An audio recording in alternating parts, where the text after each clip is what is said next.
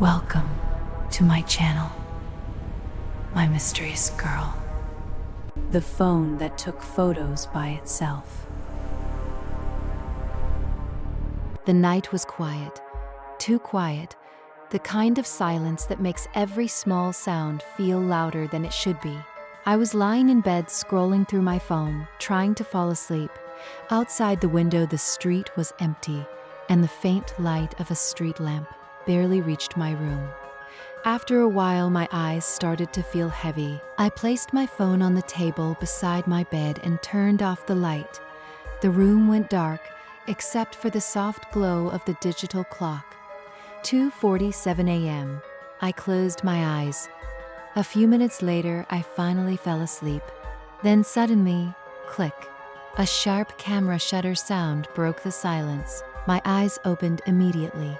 For a moment, I thought I had imagined it. Then I heard it again. Click. I quickly turned toward the table. My phone screen had lit up. I sat up slowly. "That's strange," I whispered. I picked up the phone.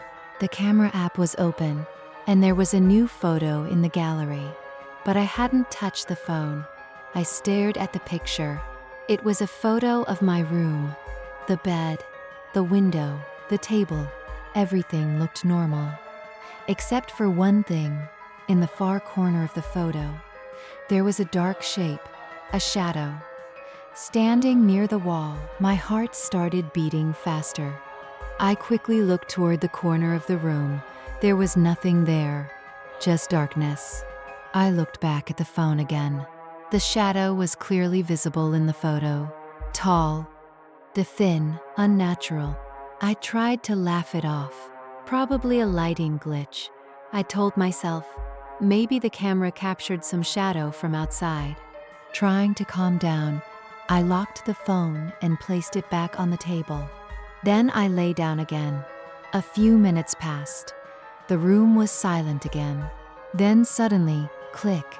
My eyes snapped open. The phone screen lit up again. Another photo. I slowly grabbed the phone. My hands were shaking now. I opened the gallery. There was a new picture. Again, it was my room. But something had changed. The shadow was closer, much closer.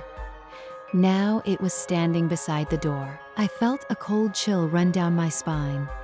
I slowly turned my head toward the door. Nothing. The room was completely empty, but the photo clearly showed something standing there. My breathing became heavier. "This isn't possible," I whispered. I placed the phone back down, but I couldn't sleep anymore.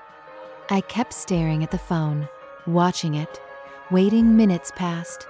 Click, another photo. This time I didn't move. I just stared at the phone. My heart was pounding. Finally, I picked it up again. I opened the photo. My hands almost dropped the phone. The shadow was now standing right next to my bed. So close that I could see its outline clearly. Its head looked tilted, and its long arm was stretched toward me. My chest tightened. Very slowly, I looked beside the bed. Nothing. But when I looked back at the phone, the image suddenly changed. The shadow's face became visible, dark, distorted, and smiling, a long, unnatural smile. At that exact moment, click, another photo was taken, but this time, the camera had switched to the front camera.